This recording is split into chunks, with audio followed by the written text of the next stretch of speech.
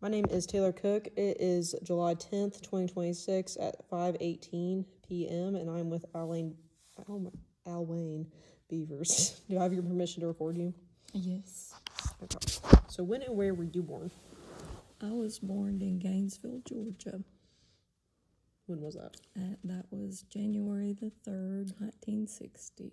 Your birthday's the day before mine? Yes. Did you know that? I did. I didn't know that.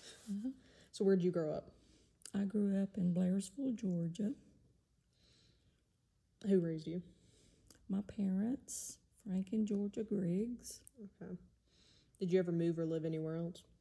No, not other than going to school. I lived in Dahlonega for a couple of years. Was that in college? Mm-hmm. Okay. Yes. So where all did you go to school from, like elementary school up? I just went to Dahlonega for 2 years.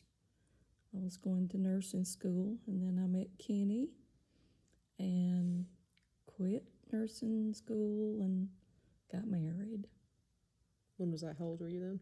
I was probably 19, Okay. How old was he? 20.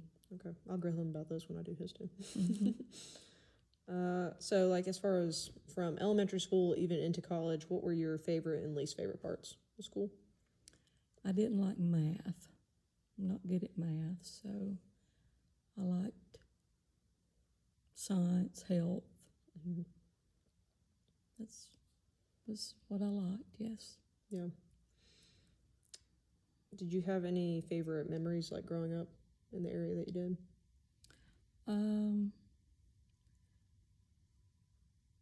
I guess just growing up around my family mostly. We didn't have many children in that neighborhood that we interacted with, but we just pretty much was, I guess, homebodies. Okay. So what'd y'all do like for fun when you were younger? We just played in the woods and creek sometimes. We made I guess we'd put like pasteboard boxes down on the hills and wet them and ride down the hills with them. Like summertime That sledding? was our entertainment because we didn't have toys like kids do nowadays. So Yeah. So how would you compare your childhood from like when you were growing up to how kids grow up now? well, things are a lot different. We always wanted our kids to have more, and I guess going places, having vacations. We didn't do that sort of thing when I was growing up. Mm-hmm. So, yeah, and just going to the movies or Yeah. the fair, whatever's, local here. A lot more stuff to do, I reckon. There is a lot more to do nowadays, Yeah. yes. So who are people throughout your life who have helped make you into who you are, you feel like? I guess my parents, they were very loving parents. Close family. We were family oriented. And and Kenny had a lot of influence over my Christian life Mm-hmm. because I had grew up in church, didn't know that much about church till I met him, and we started dating, and then we started going to church then, and that's when I got saved. Yeah. So your parents didn't go to church? They did when they were younger, Mm-hmm. but I don't know why they just quit going. And later in life, they did start going back. And my dad wasn't saved till he was later in years. I believe he was about 65 when he got saved. Wow. So I remember being very burdened for him, and because I had got saved, and I wanted to make sure that he was okay. But now my mom, she had been saved when she was a young girl, but for some reason they just didn't go to church that much. So what was it like for you when you got saved? How old were you? I was 18 when I got saved, Okay. and we were going to church. Kenny and I were at Oak Grove on the Loving Road, and one Sunday, and I remember Kenny asked me, he says, "Do you feel like you need to be saved?" And at that point, I knew something wasn't right, and I had even been burdened. I could see this picture in my mind where I had checked out a library book at the library, and for whatever reason, it had biblical pictures in it. And I remember one of them was where people were just falling off into hell. Wow. And it was burning, you could just see that. And that was embedded in my mind, so I knew I didn't want to go to hell. I knew that. Yeah. So I was very burdened, and so I went to the altar that Sunday morning and got saved. And I've been in church ever since, so it's been a good thing. Yeah. What'd it feel like? Could you just... It was like just a relief. I could feel just a peace come over me. I don't know how to explain it, but it was just complete peace. I remember just going down the road and just like you could fly away. Yeah. That's awesome. How'd you and Kenny meet? We met at the shoe factory. I was in one summer. I was working at the shoe factory for the summer, and I was going to school at the time in Dahlonega. So he was working there too. So we just got together and started dating. So in what ways was he like, did y'all have like a lot of conversations about God and like you start going to church with him, or was it just kind of like... We did. He would talk to me about going to church and being saved, and he was burdened for me. So was he a preacher at that point? no. Okay. No. He didn't start preaching till after our youngest was born. Okay. So after we were married and had 2 kids, and Zach came along, and he was born in November, and Kenny started preaching, I believe, in February. Okay. And what did you end up, so you left school, what did you do for work? Or did you stay at home, or? I worked at what they call Clifton Precision. I worked there for 28 years. Okay. Are you retired now? I am. Okay. So how would you describe your relationship with God? I could be closer. Right. Talk to him throughout the day.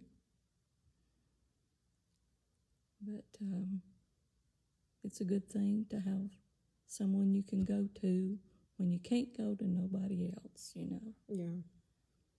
How would you compare it to like when you first got saved?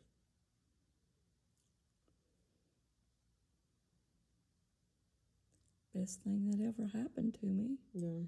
But just gets better and better. Yeah.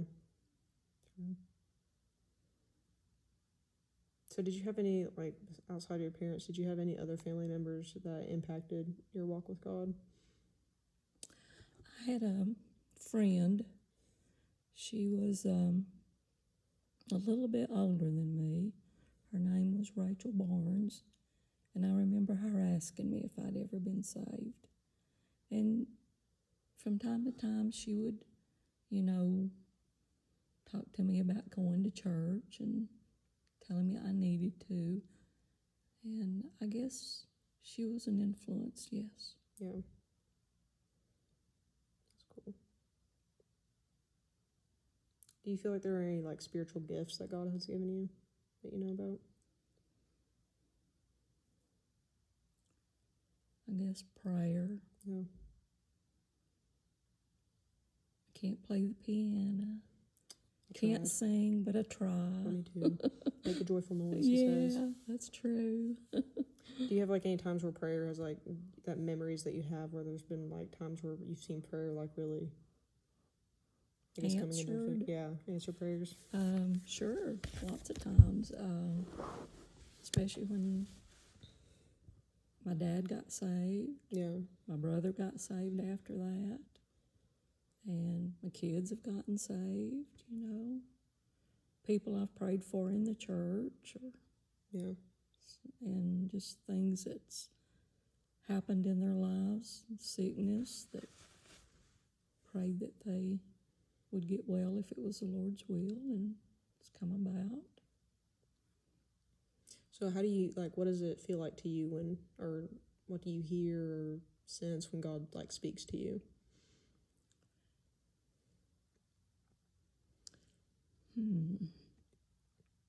I'm always curious because I feel like everybody experiences it differently, and I just get a feeling like a tightness in my chest when I'm getting convicted. So I just get convicted all the time, and that's how he pushes me into stuff. Like it has to be a very physical feeling, but I've been listening to a lot of stuff about it, and I've been noticing like the little thoughts that pop in your head that are for God, and I'm like, well, he is also still small voice, so I didn't know. But it always sounds like my own thought, but it's not something I would have thought of, you know? So I don't know how other people feel it, I guess. I don't know how to explain it. It's just, you know. Mm-hmm. It's not a person that we're acquainted with. It's just different. I guess it's just a feeling inside your heart that you just know that he's dealing with you and talking with you. Mm-hmm. No. So does prayer, is that something that you feel like comes easier to you, or is that something you really have to work at? I think it comes easy, yeah. That's nice. I wish mine came easy to me. I struggle with that one so hard. Really? I get distracted. I just don't focus well. And like I have to write mine down if I'm going to do it. I just pray for what's, on my heart. Yeah. What I feel like the burden is, for whatever person that is or situations. It's just, and I know if it's sincere, he's going to hear it and he's going to answer. It might not be on our time, and it might not get answered like we want it to. Yeah. But we accept it and go on. Do you have like set times you pray and like set amount of times, or is it just whenever you feel it? Yeah. Just throughout the day. Yeah. Morning, night. Like short little ones, or is there like, do they get longer, or like just whatever you're feeling at the time? Just whatever the need is at the time. That's cool. So what role does the church play in your life now, do you feel like? Well, it's a big part of my life. When I get through on Sunday night, I'm ready to come back Wednesday night, Yeah. I don't dread coming to church. I enjoy it, and I enjoy meeting people in the church and interacting. Yeah. And just being part of the choir, singing, and just enjoying the fellowship. Yeah. What role do you feel like the church should play in the community? They need to visit widows, orphans, and make sure, that people are aware that the Lord loves them and that they need to be saved. Yeah.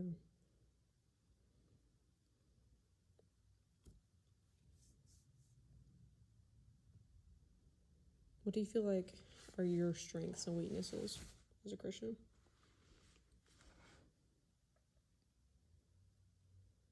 That's a hard one.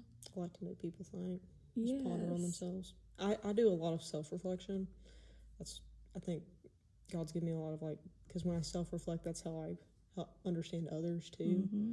Where I'm like, that might be what they're struggling with. That's why they're responding that way.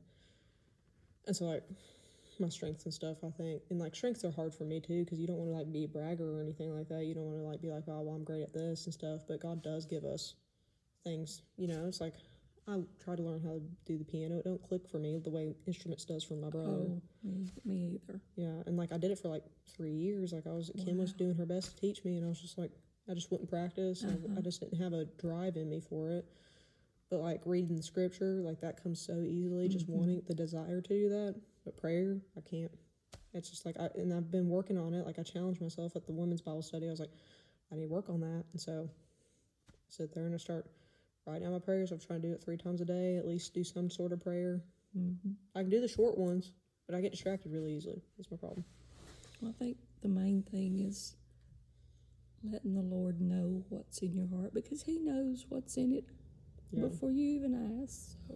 He just wants us to talk to Him. Yes. Yeah.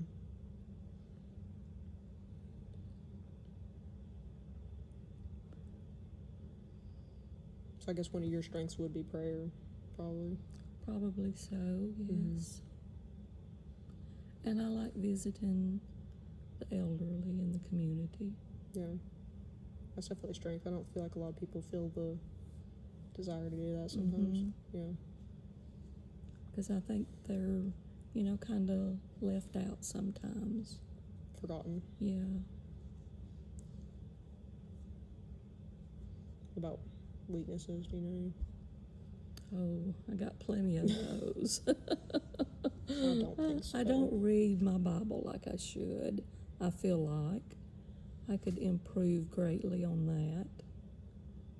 I feel like I've come to see that people who it's easier to read the Bible tend to struggle with prayer, and the people who pray and that's really easier for them, the Bible is where they struggle. It's you don't get both. One of them you have to struggle with.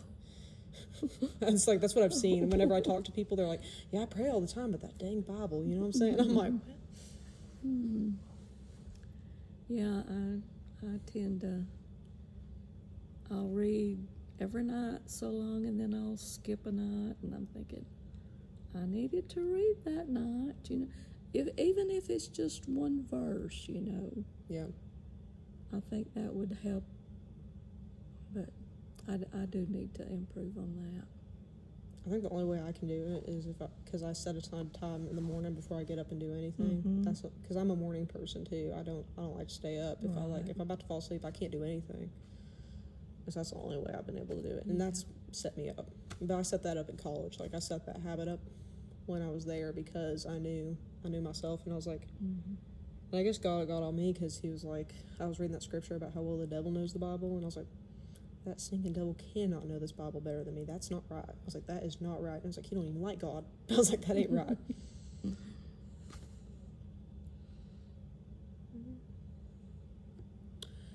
So when someone asks you, we say we're Christian, they might ask what denomination you are. What denomination would you describe yourself as, and why? I guess probably Baptist. I feel like that's more the right route to go. And just biblically, I think that's why I'm Baptist. Yeah, that's fair. Have you ever changed churches or denominations? No. No. I mean, we've went to different churches, Kenny pastoring, and whatnot, but far as the denomination, it stayed the same. So what has that experience been like, going from different churches? Because I've never, like, I'm not married to a preacher, and then besides that short period of time where I was at another church, like, I've always been here. So It is different. Mhm. Of course, you've got different congregations and different needs, I guess. But overall, the congregation in itself needs to be saved, and that's the main need. And I found that most people are very loving and kind, and it's been a good journey. Yeah. Did you ever expect, like, growing up or anything, to marry a preacher? Never. Did you see it coming when he announced his calling? I did. You did? I felt like that he would be preaching at one point. Didn't know when, but yes. So what do you see as, like, him being a preacher, you being a preacher's wife? I feel like that comes with, like, a certain set of, like, expectations too, So, like, how's that shaped your life, I guess? Well, I just try to do what I need to do myself and be me, and just I try to support Kenny in every service that he's in. May not always get to be there, but I have always supported him. And somebody said that they couldn't be a preacher's wife, and I've always said this. I said, I'd rather be a preacher's wife than a wife to a drunkard. True. And to me, it's the best thing, Do you feel like there's certain things that a preacher's wife should do that are different than, like, the rest of the congregation, or do you feel like the expectations should be the same for everyone? I think it's the same. Yeah. We're no different from anyone else. We're just human. Nothing special, See, I feel like I feel that growing up as, like, a deacon's daughter and stuff like that. I've never thought there was any distinction between anyone. There's, like, jokes about preacher's sons, deacon's daughters, stuff like that. But I guess, like, not having, like, a preacher father or, like, married to a preacher or anything like that, I feel like we do kind of put preachers and preachers' wives on pedestals sometimes. And so I just never knew if there was, like, a difference in, like, I don't know, because, like, there's certain expectations set out in the Bible for a preacher, and, like, I know that, but also I don't think any of those expectations are outlandish for anyone else in the congregation either. It's just like, you can't be a preacher if you do certain things. True. Versus you can be in the congregation if you're doing those things. So I was just interested. Well, I just think it's we're all individuals, and we need to live by the Bible. And I'm no better than you, and you're no better than me. True. And I know people do look up at you as the preacher or whatever, but they're human beings, and they fail too. I do, we're all sinners, but we just strive to do better. Yeah. And be better. Yeah.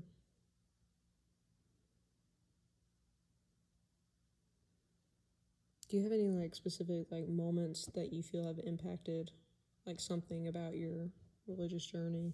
So I think about, like, something that's, like, revealed to you, something about prayer or reading the Bible, or, like, maybe a verse that, like, changed your outlook on life or something. I can't think of anything. Just been kind of like a steady course. That's cool. If you could tell something, just one thing, to every Christian on earth right now, what would you tell them?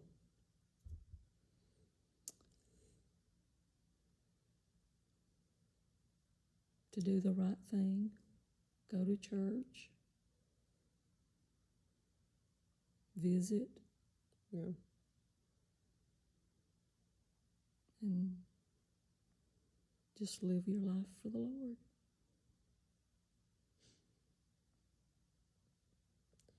How would you, so like you mentioned visiting and stuff like that. I feel like the churches in modern times have really pulled away with that. How would you fix that, do you think, if you could? Well, I think one of the things that we're doing here is like visiting maybe once a month Yeah. in the community. I think that's great Yeah. because, you touch people that probably you couldn't reach otherwise. True. Have you ever had like a really like godly experience visiting, like where you felt him? We've had like prayer meetings, Yeah. and some of those get pretty spiritual. Right. I mean, we'd go to like some of the houses and sing, to the elderly. And this wouldn't be like at Christmas time or Christmas caroling, but we'd go, and just have a singing for them. And yeah, it's blesses us more, I guess, than them. Yeah.